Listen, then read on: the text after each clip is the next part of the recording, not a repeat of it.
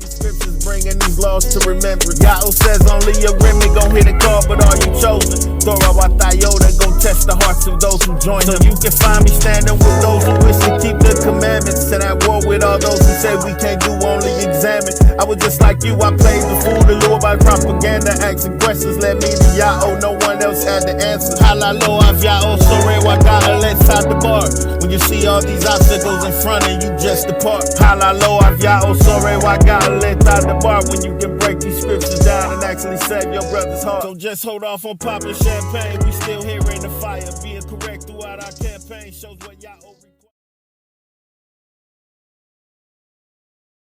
Ha'erote matzapon waya'ath mamazrach shamash yakar bashame wayaba saganim chamo chamar wachamo yotza yaramastet mehaged mara'ash wanadai wa malapanim wana'amat sadik up in magid up in mashme'ai up in shamai amarecham ra'ashon latseon hana hanam wala Yerushalayim mabasha athan Wa'ar wa'ain ish, wa ma'alah, wa'ain yo'aitz, wa'asha'alam, wa'yashevo dabar.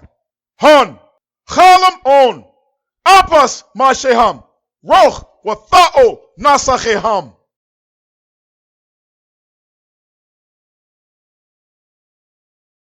Shalom Ghalecham Ya'oh Sha'a B'Matrem Mashna, B'Baba Mashna, Wa'Ba Ashur Mashna. Cha Ram Ya'oh Ba'aretz Acharat Aretz Soth, Hamatzor. Madaba la yadayim ath shapah barora, za ha'achet madaba lacham, za ane, wanachanete chorash, chabad Ya'oh ishkat satho, mamazrach ma'aratz marachak. Ane kol kor b'madbar, pano darach Ya'oh, yasharoba gharaba masla la Allah eno. Waza chalak mar'a harabeya la hachresho ale e'em, patharon ha'chazon basapah hanabe Yashai-Ya'oh, cha parak arba'in wa'achad. Baruch Ya'oh Ala'e Ya'oh Sha'a Mahagolam wa Gad Hagolam. Aman wa Aman. This is part 4 of Keep Quiet Before Me Islands, a breakdown of the vision in the book of the prophet Yashai-Ya'oh, the entire 41st chapter. If you haven't seen parts 1, 2, and 3 yet, I strongly encourage you to do so before watching part 4, which will cover the last 5 verses of the chapter from verse 25 to verse 29. I'm going to slow things back down for part 4 and go into the grammar aspects of the text since it is necessary. But if there is anything you do not understand in terms of the grammatical breakdowns, you are again invited to come to class where I am more than happy to answer any questions you may have. There is a Zoom class every Shabbat day that I teach, as well as classes during the week. Simply go to our website, www.yaohsharal.com, for more information. As if I already don't have enough critics and haters, part 4 is going to increase their numbers and make them all probably foam at the mouth. Most of the opposition I face is from people who think English translations of the Bible, especially the Queen James virus, are never incorrect, but they do not possess the ability to check those translations against the source language to see if they are in fact correct. They have no real desire to learn the source language, having convinced themselves in a remedial special education camp doctrine that says no one can know the source language until the end of the world. The logic has somehow escaped these geniuses that if that's true, then no translation should even exist, but they do, which logically means the source language is known and can be known before the end of the world. But sadly, most of the people of this type do not even know the difference between a verb and a pronoun, so you are wasting your time if you tell them that they need to prioritize learning the vocabulary and the grammar of the source language. All I can say is that the breakdown I'm about to give you is not what I think these verses mean. It's what I know they mean. Not what I think, not what I feel, what I know. My critics will say I'm wrong, but when you ask them for their breakdown of the source language and account for all the grammar of the text, they won't have one. That's the difference. I am engaging the source language directly, but they can only offer their opinion strung together with English translations which they cannot confirm to be accurate because they cannot read or speak the source language. Verse 25, first word, Ha'erote, Ha'erote. This is a suffix conjugated verb in the causative stem, the perfect aspect, in the first person common singular. We've already seen the triconsonantal root of this verb when we explained verse 2 in part 1. The root is ra, wa, and ra, pronounced ror, and it means to stir up, to raise up. Ha'erothe means I have caused to be raised up. Causative means that the subject of the verb, the one responsible for the action, is making the object of the verb do that action. In this case, the subject of the verb is Ya'oh, and he is the one causing the object of the verb to be raised up. The object of the verb is a man from the north. The second word, ma-tsapon, is the preposition particle ma, meaning from, prefixed to the singular absolute noun tsapon, meaning north.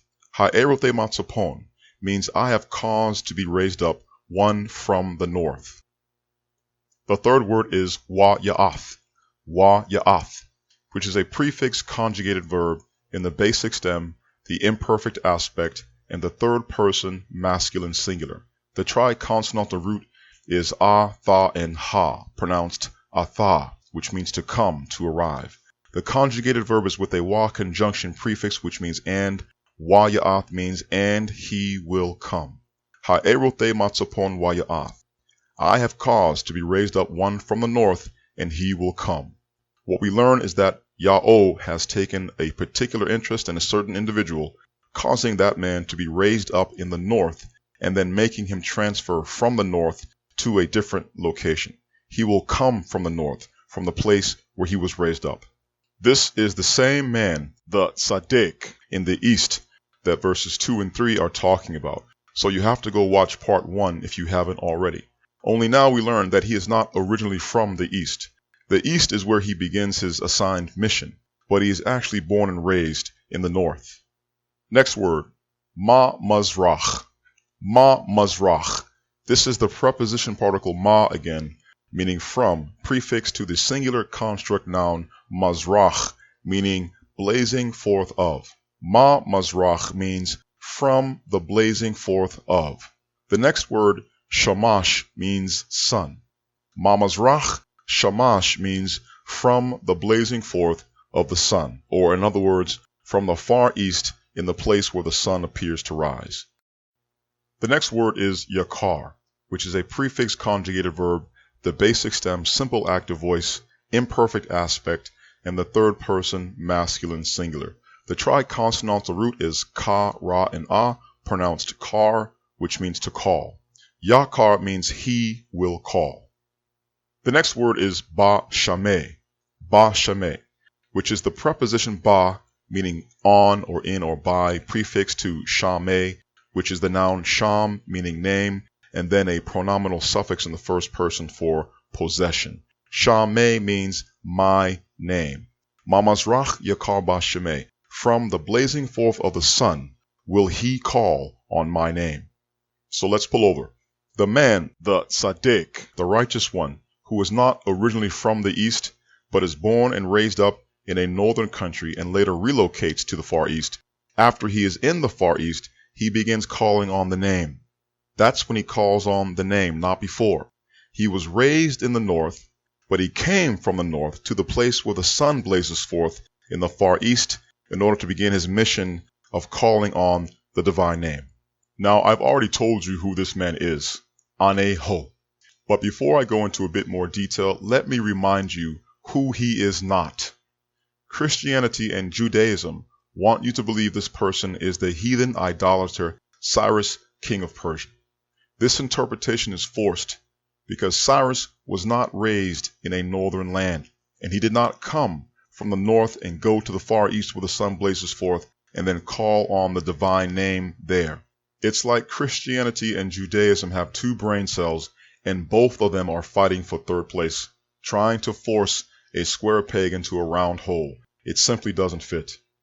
Cyrus of Persia tells us in his own words that he was from Anshan in Elam, and that his god Marduk is the one who handpicked him, called him by name to be king all over the world. And I quote, Marduk searched everywhere, and then he took a righteous king, his favorite, by the hand, and he called out his name, Cyrus, king of Anshan. and he pronounced his name to be king all over the world. This is from the Cyrus Cylinder, fragment A and line 12. Now, you may need to go get a map of ancient Iran and look for Anshan in southwestern Iran. Anshan is not a northern land. North of what? The Persian Gulf? That's not going to cut it, because the reference point is the place where the prophet Yashai-Ya'oh was when he wrote this book, which was in Jerusalem, aka Jerusalem. Anshan is located southeast of Jerusalem, not north of Jerusalem. Anshan is located east of the Holy Land, but not far east enough. The prophet said the man would call on the divine name in the place where the sun blazes forth. That means sunrise. And sunrise in the Holy Land is when the sun is over the Philippine Sea. Let me repeat that. At the beginning of every year, in the spring, when the day begins in the Holy Land at sunrise, the sun is blazing forth directly over the Philippine Sea. Anshan and Elam is nowhere near the Philippine Islands, and Cyrus did not call on the divine name in the Philippine Islands. In fact, he didn't call on the divine name at all. The pagan god Marduk was the Lord that Cyrus revered as the supreme God. Therefore, Cyrus cannot be the man that Yashai-Ya'oh 41 and 25 is talking about. The name that is being called on and proclaimed from the blazing forth of the sun in the far east by a man who was raised in a northern country is the name Ya'oh, and no other name.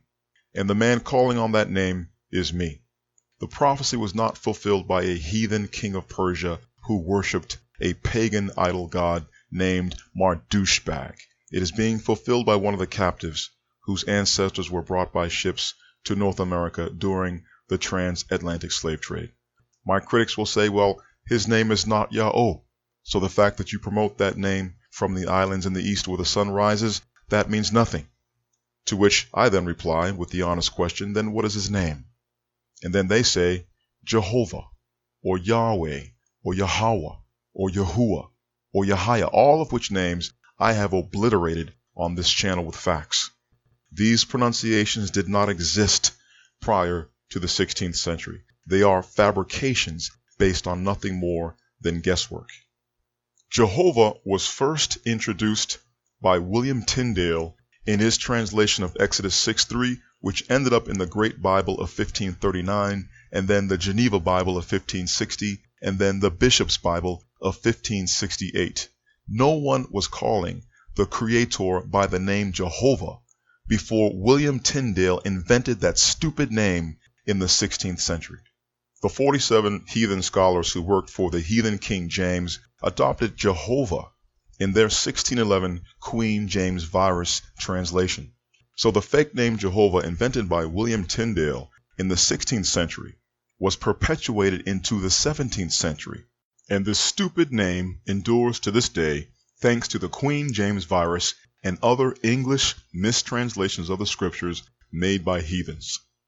The name Yahweh did not exist until the 19th century. It was invented in Germany by a German scholar named Wilhelm Gesenius. The names Yahweh and Yahuwah and Ahaya and the rest did not exist until they were invented in North America in the 20th century. No one had ever heard of these ignorant monstrosities prior to the 20th century. But the pronunciation Ya'oh is attested repeatedly over thousands of years from the 14th century BCE and forward. It's not a new name. It's the return of the real name, the one true name, the name above all names.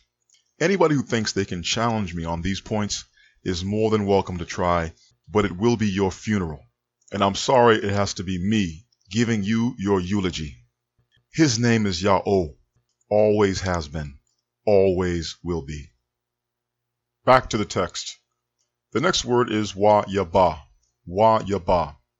This is a prefix conjugated verb, the basic stem, simple active voice, imperfect aspect, the third person masculine singular and with a conjunctive wa prefix. The triconsonantal root is ba, wa, and ah, pronounced bo, which means to come.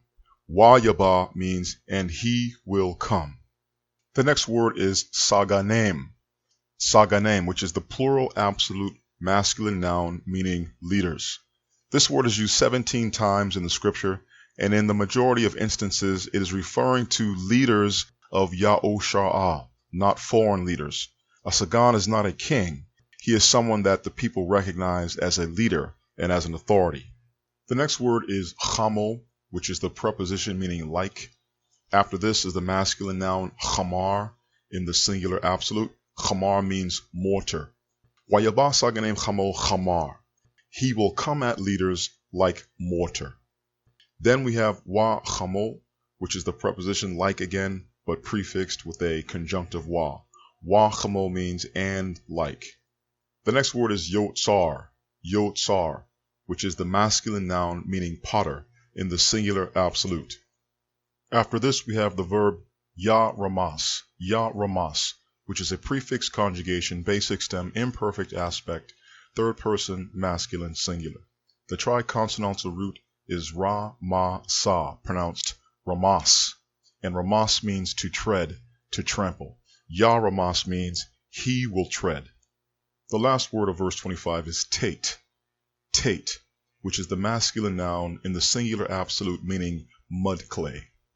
Ha'erote matzapon waya'ath, mamazrach shamasha karba shame, wayabas aganem chamo chamar, wa chamo yotzar yaramas tate. I have caused to be raised up one from the north, and he will come. From the blazing forth of the sun will he call on my name. He will come at leaders like mortar, and like the potter will he tread mud clay. Why is this man on the offensive? Why is he coming at leaders and turning them into mortar and treading them down like clay? Because they are enemies of the name he calls on in the east. And this man defends that name and attacks anyone who would dishonor that name. To them, it's just a meaningless name. To him, it is the most precious name there is. But it's just a name? No. It's the jealous name of the supreme high power. His name is jealous, according to Thor 2, Exodus 34 and 14. That means his name does not tolerate any competition, and it does not share the same stage with any other name. That also means you must get the pronunciation correct. It matters. For if he were to accept incorrect pronunciations of his name, then his name would not be special. It would be indifferent, and it would not be a jealous name at all. We are commanded to never show any respect for the names of other gods, which is why you hear me saying Mardouchebag as the name of Cyrus's god. If calling him that offends you, you're just going to have to be offended. You can call him Marduk if you want to, but as for me, there is only one supreme being, and his name is Ya'oh. That is the name I call on, and I trash the names of all other gods, no matter who was offended and who gets in their feelings. Verse 26, first clause. Mehaged mara'ash wa nadai. Mehaged mara'ash wa nadai. First word is me, which is the interrogative particle meaning who. The next word is haged, which is a verb in the causative stem, perfect aspect, third person, masculine, singular. Haged means he caused to declare. The next word is mara'ash, which is the preposition particle ma prefix meaning from, followed by the masculine noun ra'ash in the singular absolute meaning beginning. Ma ra'ash means from the beginning. The next word is wa nadai, which is a cohortative verb in the basic stem, first person common plural, and with a conjunctive wa prefix. The triconsonantal root is ya, da, and gha, pronounced yadai, which means to know. Wa nadai means that we would know. Mehaged mara'ash wa nadai. Who has cause to declare it from the beginning that we would know? The question is being asked by the prophet Yashai-Ya'oh with regards to the man prophesied in verse 25. The prophet wants to know, is there anybody else besides Ya'oh via his prophets who predicted the place where that man would come from, where he would go, what he would do, his character and his victorious contests? Anybody? The answer is nobody. And this is how Ya'oh proves himself and his existence, by calling the future before it happens and challenging others to do the same. Next clause. Wa malapanem wa na'amar tzaddik. Wa ma lapanem wa na'amar tzaddik. First word. Wa ma lapanem. This is the conjunction wa, meaning even, followed by the preposition ma, meaning from, followed by the preposition la, meaning to, prefix to the plural noun panem in the absolute state, meaning in front of or before. Wa ma lapanem means even from before, and the implication is before the predicted events happen. Next word is wa na'amar. This is a prefix conjugated verb with a wa conjunctive in the front. The root is a, ma, and ra, pronounced amar, which means to say, to announce. The conjugated verb is in the basic stem, the imperfect aspect, and the first person common plural. Wa na'amar means that we will announce. The next word is tzaddik. Tzaddik, which we have seen before, it is the masculine adjective in the singular absolute, and it means the righteous man. Wa malapanem wa na'amar tzaddik. Even from before, that we will announce the righteous man. Next clause, ap ein magid. The first word ap is the particle of affirmation, meaning indeed.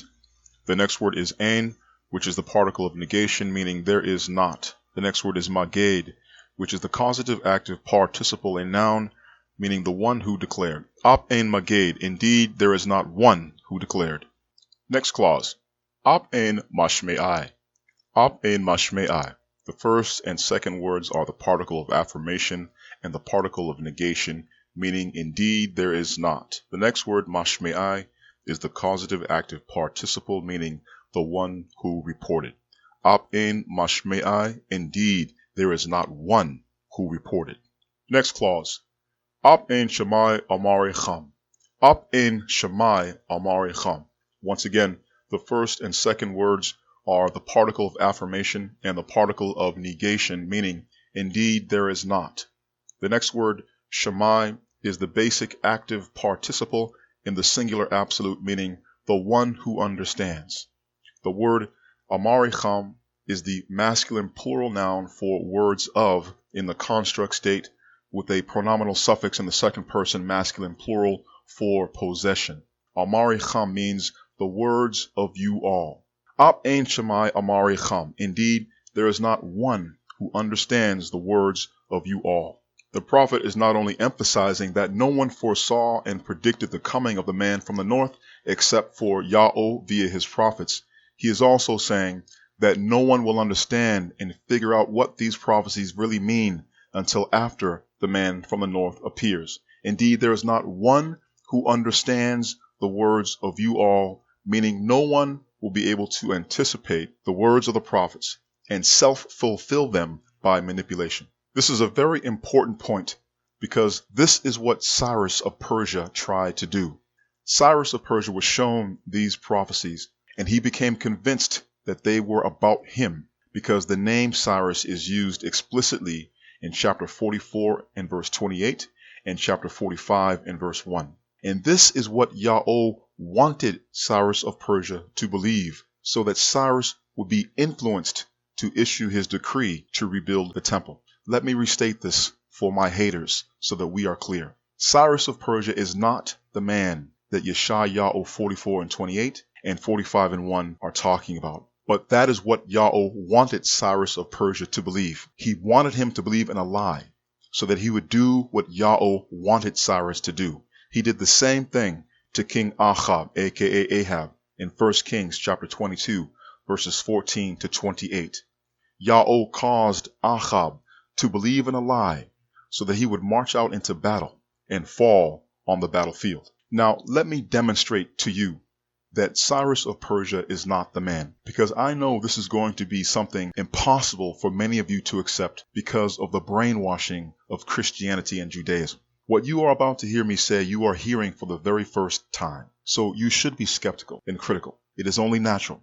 I repeat, the prophetic Cyrus passages in Yashai-Ya'oh 44 and 28 and 45 and 1 are not talking about Cyrus of Persia.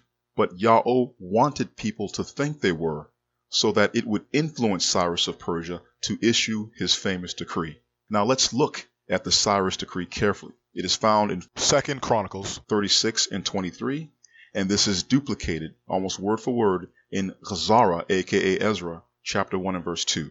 And I quote, "Thus says Cyrus, king of Persia, All the kingdoms of the earth have been given to me by Ya'oh, the higher power of heaven. And he has charged upon me to build him a house in Jerusalem, which is in Yehudah. Who is among you from all his nation? Ya'oh, his higher power, be with him and go up.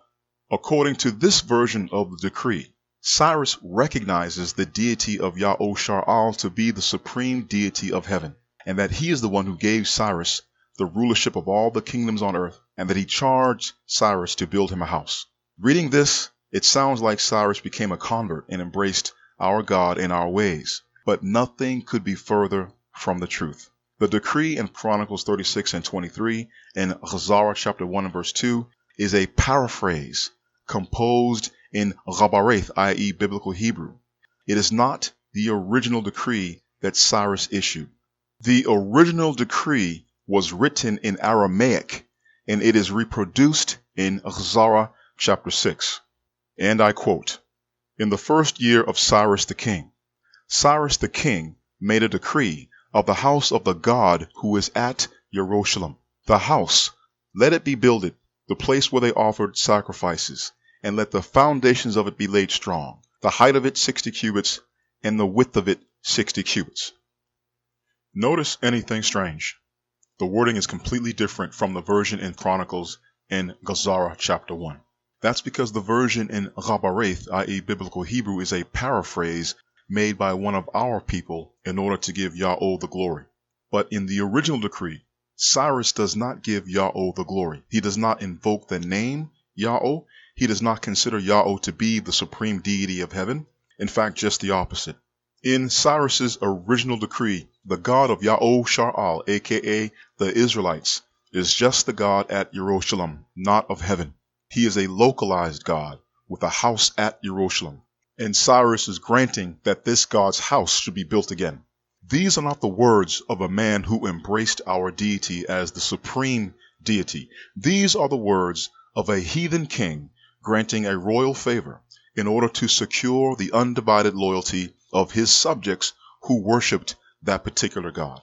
According to Cyrus, Marduk is the supreme God above all gods.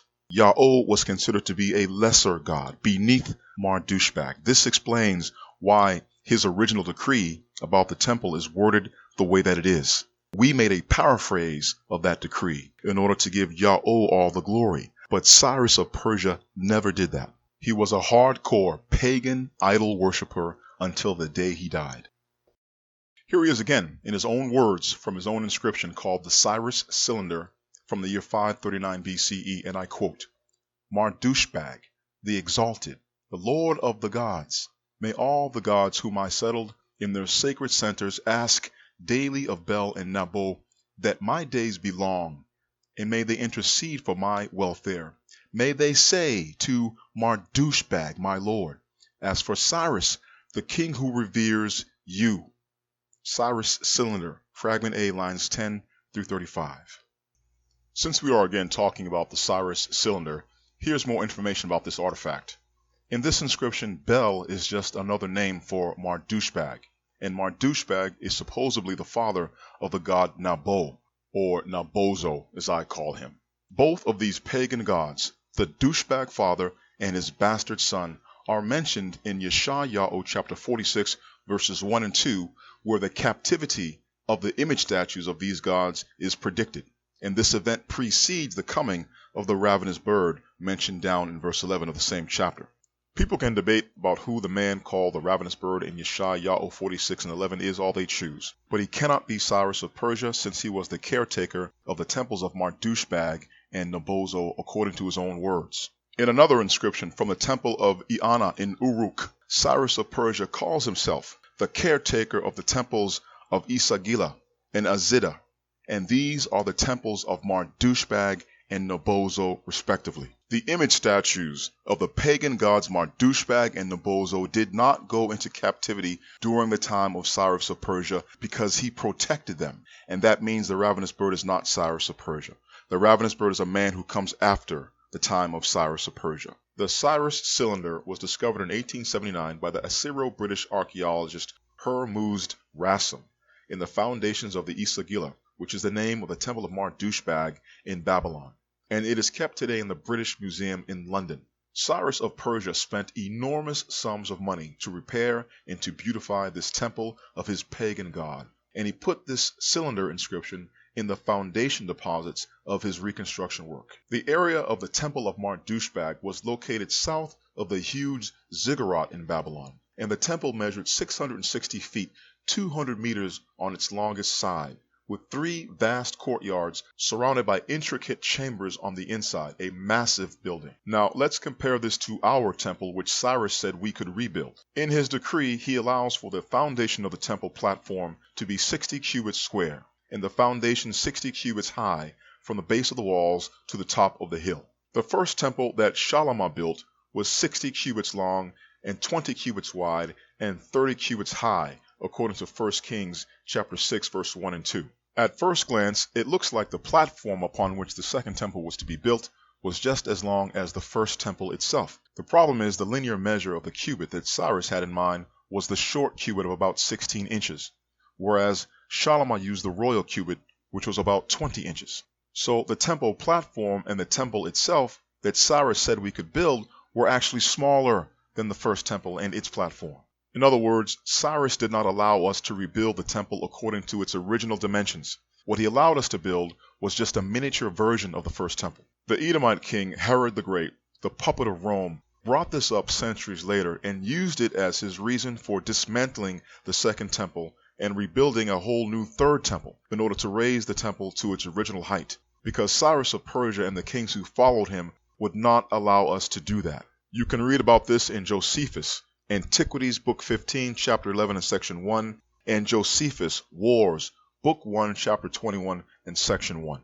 Does that sound to you like Cyrus of Persia was a man who feared our deity as the supreme deity of heaven? If it does, you may need your head examined. But it gets even worse. Not only did Cyrus of Persia make sure that our second temple would be smaller than the first temple, he did not even throw his full support behind his own decree. When he issued his order to rebuild the temple, and we attempted to carry that order out, the Samaritans in the Holy Land frustrated the work and refused to leave us alone and to let us rebuild. Cyrus of Persia did nothing to stop them the entire time he was alive. He allowed the Samaritans to violate his decree and put a complete stop to our work. This information is found in Ghazara chapter 4, verses 4 and 5. And it came to pass, the nation of the land, the ones who weakened the hands of the nation of Ya'oh, and the ones preventing them to build, even hired against them counselors to abolish their counsel, all the days of Cyrus, king of Persia, even until the reign of Darius, king of Persia. Why didn't Cyrus of Persia do anything? Why didn't he enforce his order and make the nation of the Samaritans stand down and get out of the way? The reason is because Cyrus was entertaining the counsel of the opposition, and he was apparently in agreement with their arguments. He was killed in battle not long after this and beheaded by a woman without the temple or the city ever being built at all. This does not fit with the prophecy of Yashai-Ya'oh 44 and 28. Ha'amar la chorash ra'eh, wacha chapatse yashalam, wa la'amar la Yerushalayim v'abana wa'hechal, tho sad. The one saying to Chorash, my shepherd in all my desire will he complete. Even saying to Yerushalayim, she will be built, then the tabernacle palace, she will be established. This prophecy talks about a Cyrus who would be Yahweh's shepherd, complete all of Yahweh's desire, and who would make it his mission to build a city for Yahweh and a house for Yahweh. This did not happen in the time of Cyrus of Persia.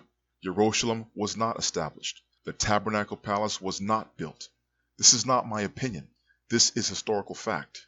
According to Yashai-Ya'oh 45 and 13, there is to be a Cyrus who will be raised up in righteousness, and all his ways will be directed by Yahweh, and he will build a city for Yahweh, not simply tell others they could build one. Anache ha'eroteho bat sadak, wachal daracheo eshar, ho yabana ghere. I have raised him up in righteousness, and I will direct all his ways. He will build my city.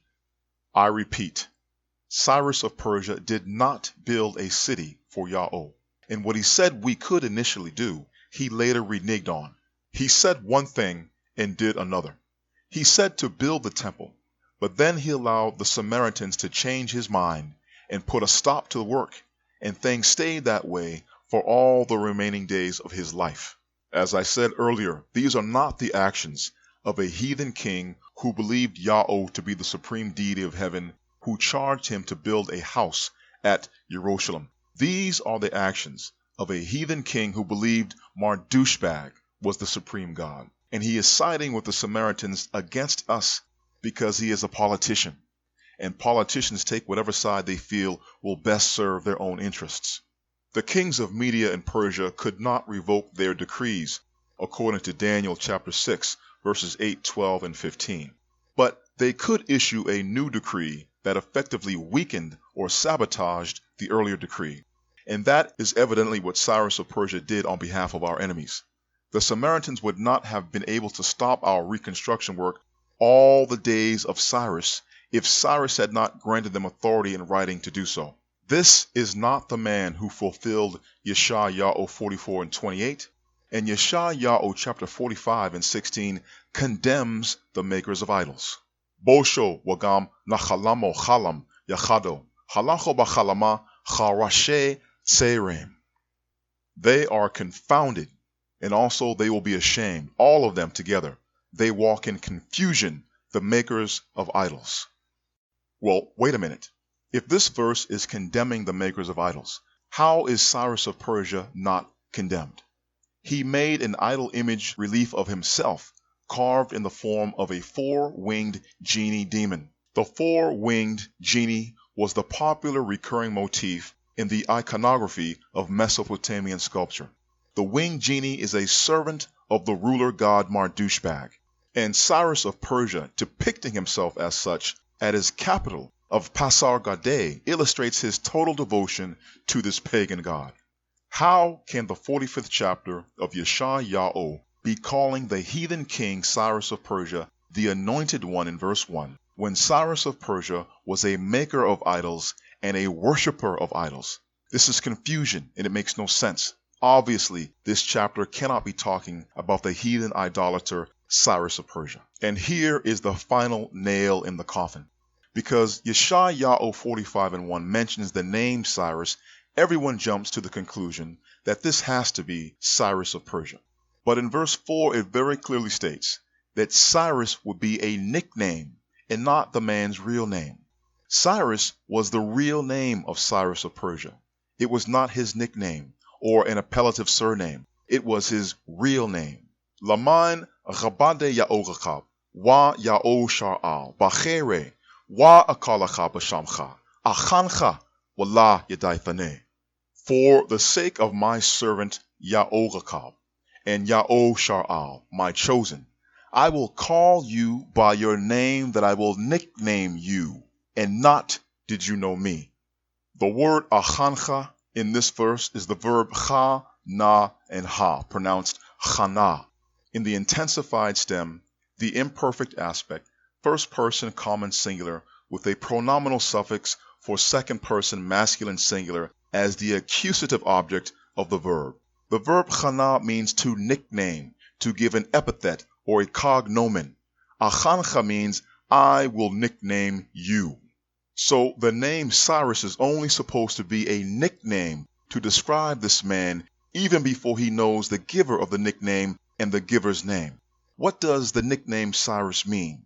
It is pronounced Chorash in Chabareth, and Chorash combines the word Chor, which means furnace, with the imperative verb Rash, which means beat down.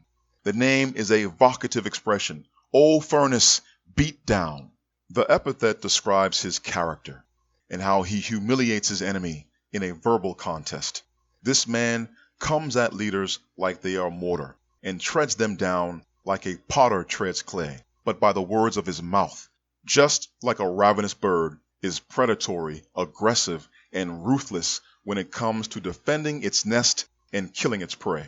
Since the name Cyrus was the real name of Cyrus of Persia, he cannot be the man whose nickname is Cyrus in Yashai-Ya'oh chapter 45.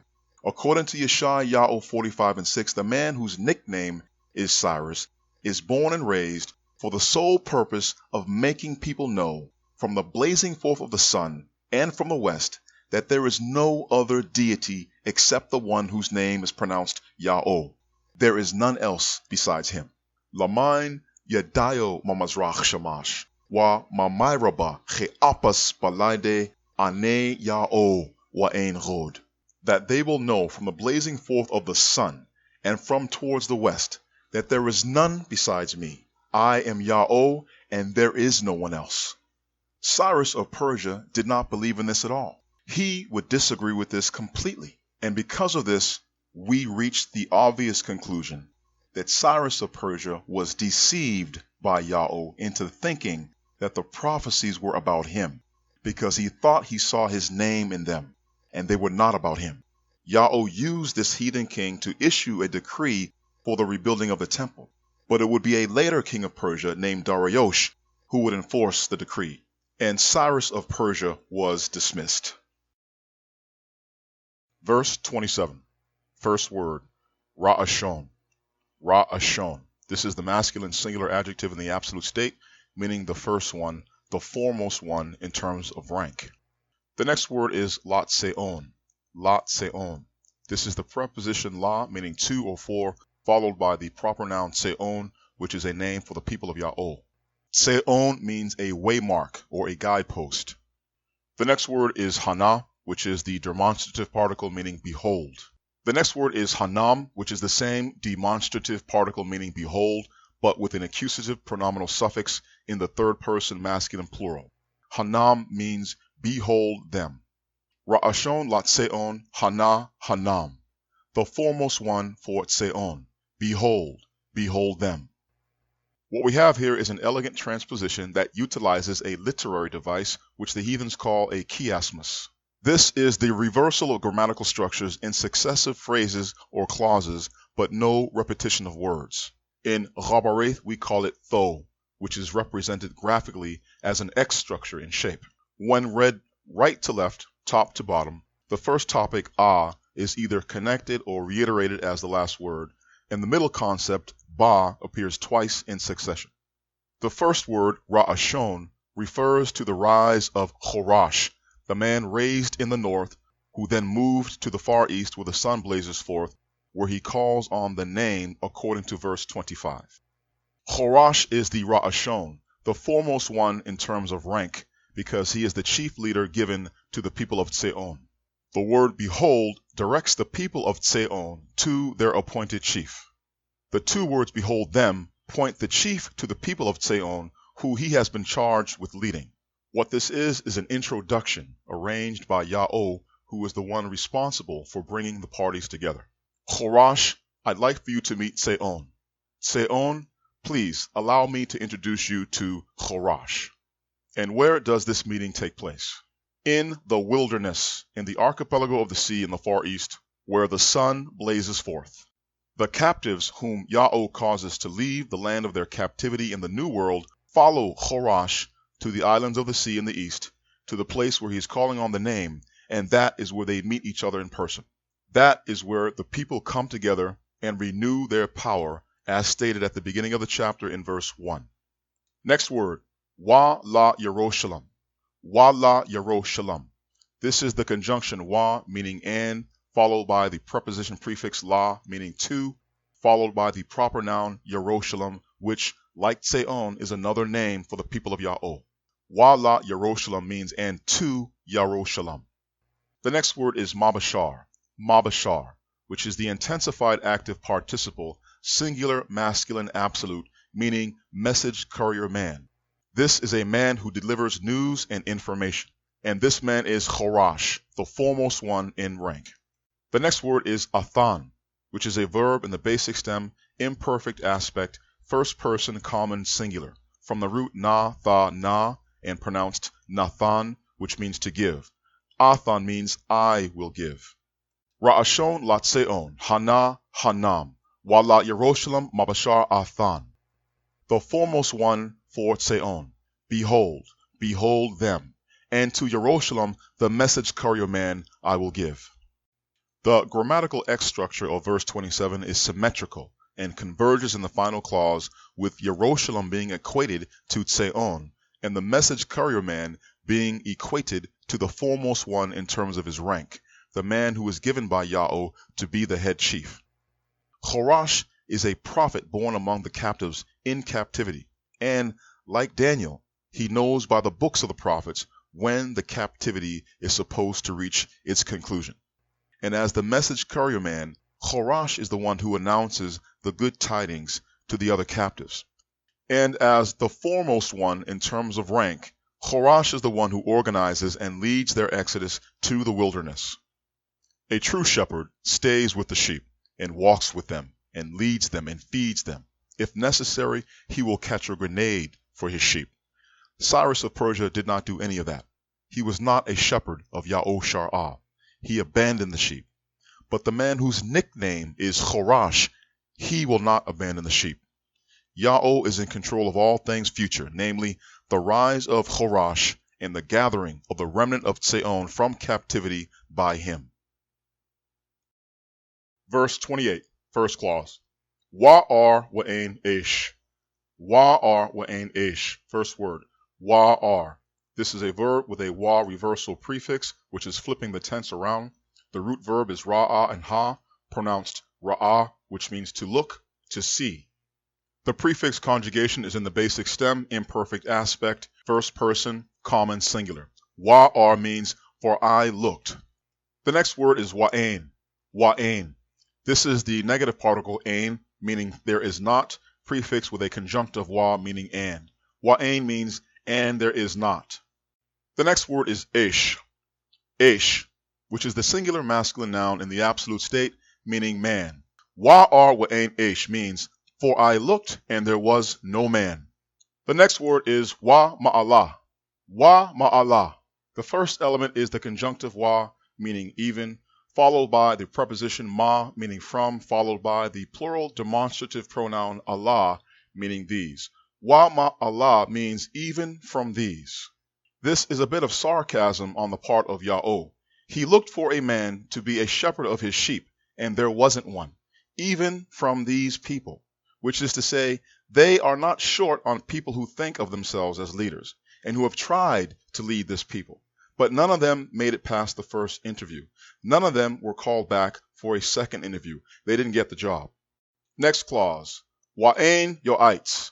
Wa'ain yo'ites. The first word, wa'ain, again, which means there is not, followed by yo'ites, which is the singular masculine active participle in the basic stem, in the absolute state, meaning man of counsel.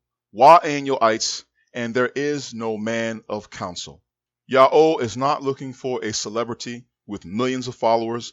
He is looking for a man who meditates on his Torah day and night, so that when he offers counsel, he is giving the counsel of Ya'oh. No one is qualified to give counsel and to address the present crisis of our people, and to give them sound wisdom and direction as to the way forward, unless he is a man who executes the counsel of Ya'oh. Next clause, wa asha'alam wa yashebo dabar. Wa asha'alam wa yashebo dabar. The first word, wa asha'alam, this is a verb with a wa reversal prefix, which is flipping the tense around again. The root of the verb is sha'ala, pronounced sha'al, which means to ask, to inquire. The prefix conjugation is in the basic stem, imperfect aspect, first person, common singular, and with a pronominal suffix for third person, masculine plural in the accusative. Wa asha'alam means, and I asked them. Next word, wa yashebo. Wa yashebo. This is a verb with a wa reversal prefix again, which is flipping the tense around. The root of the verb is sha wa ba, which is pronounced shob, which means to return or to turn back. The prefix conjugation is in the causative stem, imperfect aspect, third person, masculine plural. Wa yashebo means, and they caused to return. The last word is dabar, which is the singular masculine noun in the absolute state, meaning word. Wa asha'alam wa yashebo dabar. And I asked them, and they caused to return the word. The meaning here is that Ya'oh has asked his backsliding nation to provide themselves a leader of their own choosing, who could shepherd them, but they could not do so, and they returned the word without a reply. From the moment this chapter was written by the prophet Yashai-Ya'oh in the 8th century BCE, the question was asked, and no answer could be given. The nation could not produce a successful shepherd. All of their attempts to do so have failed. So when the time came, Ya'oh raised up one for them, a man from the north who calls on his name from the far east. Verse 29, first clause. Han, chalam on. Han, chalam on. The first word han is the demonstrative particle meaning behold. The next word chalam is the masculine singular noun in the construct state meaning all with a pronominal suffix in the third person masculine plural. Chalam means all of them. The next word is on, which is the masculine singular noun in the absolute state meaning vain. The next word is apos, which is the singular masculine noun in the absolute state meaning nothing or nothingness. The next word is my-she-ham, which is the masculine plural noun in the construct state meaning accomplishments of, followed by a pronominal suffix in the third person masculine plural meaning them. My-she-ham means their accomplishments. The next word is the noun roch in the singular absolute meaning wind. After this, the next word wa-tha'o, which is the conjunctive wa meaning and prefix to the singular masculine noun tha'o in the absolute state meaning flatness. The final word is nasacheham, which is the plural masculine noun in the construct state meaning princes of or anointed ones of, followed by a pronominal suffix in the third person masculine plural.